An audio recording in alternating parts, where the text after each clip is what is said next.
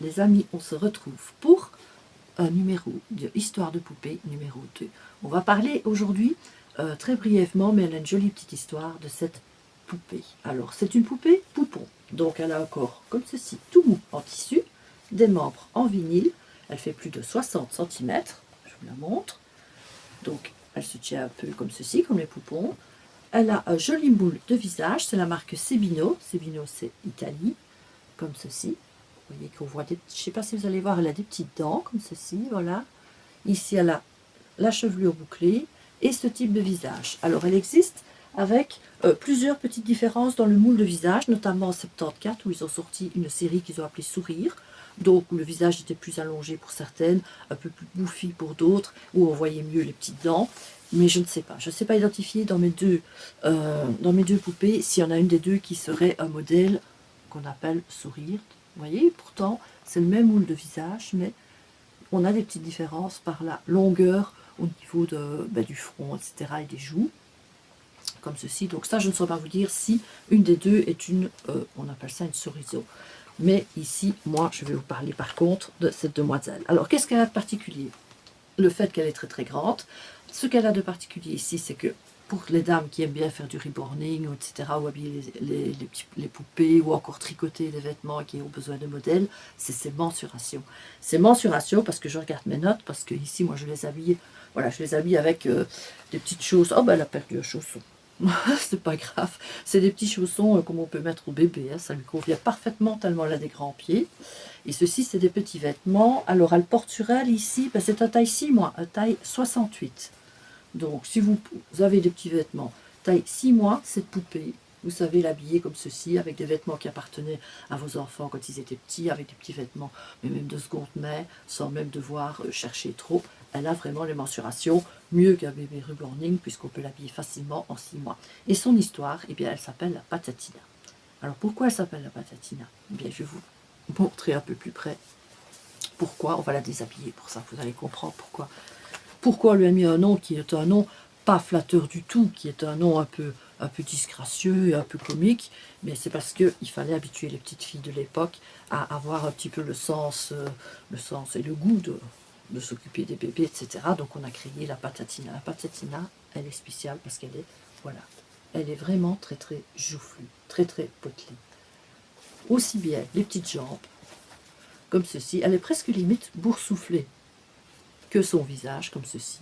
Elle est grosse en fait, elle est très grosse. Et son nom, si on traduit, c'est pomme de terre. Donc la Patatina s'appelle la pomme de terre parce que c'est une poupée qui est potelée, qui a été faite pour que les petites filles aient envie de la manipuler, aient envie de l'habiller, aient envie de s'en occuper.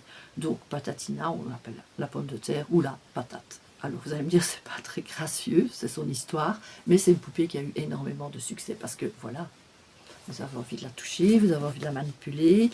Pour les enfants, elle a une taille idéale. Les petits vêtements aussi, vous trouvez facilement, etc.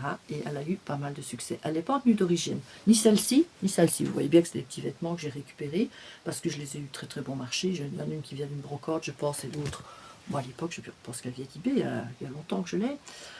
Donc les tenues d'origine, qui sont des belles tenues avec foulard, etc., c'était toujours brodé dessus, c'était brodé, patatina, etc. Là, alors, ça se chiffre, c'est beaucoup plus coûteux de trouver une patatina avec la boîte ou le costume d'origine. Ceci, vous en trouvez facilement. Donc, c'est une poupée patate. Voilà. Moi, je l'aime beaucoup parce que, voilà, c'est facile d'habiller, parce que si j'ai envie de faire un petit pull, un motif, quelque chose de tricot, ben, c'est un très joli mannequin. Elle est très présente, très, très, très plaisante. Elle date des années... La première, j'ai dit donc 1967, la première 1967, donc faites le compte, hein, le nombre d'années qu'elle a, elle se conserve très très bien. Les corps en tissu, je vais quand même vous la montrer pour si vous voulez en acquérir une. Alors suivant évidemment ce que vous allez trouver, hein, parce que c'est des corps comme ceci, encore une fois, voilà. Vous voyez, c'est vraiment... Elle se conserve très bien, hein, vous voyez, 1967, elle est vraiment... C'est très propre, c'est des vêtements comme ceci, voilà, des petits bodys qu'on peut habiller. Elle est toute joufflue, voilà, on voit bien maintenant que je l'ai déshabillée, c'est vraiment une petite patate. Donc voilà, ça c'est la patatina de Sebino.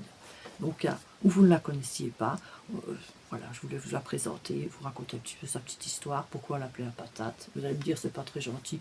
Bah, oui, oui et non. C'est une petite poupée un peu trop potelée. Voilà.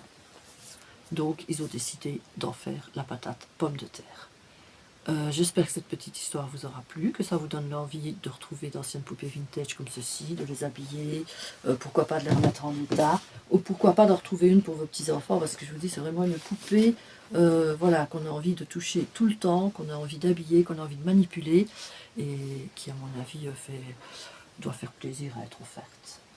Voilà, si vous avez des questions, j'y répondrai avec plaisir. Si vous en avez trouvé, si vous en cherchez, n'hésitez pas à me laisser en commentaire et me dire ce que vous pensez. Puis je vous dis à bientôt pour une autre, ici c'était très court, une autre petite histoire qui concerne une autre poupée, quand ce sera le numéro 3. À bientôt, bisous.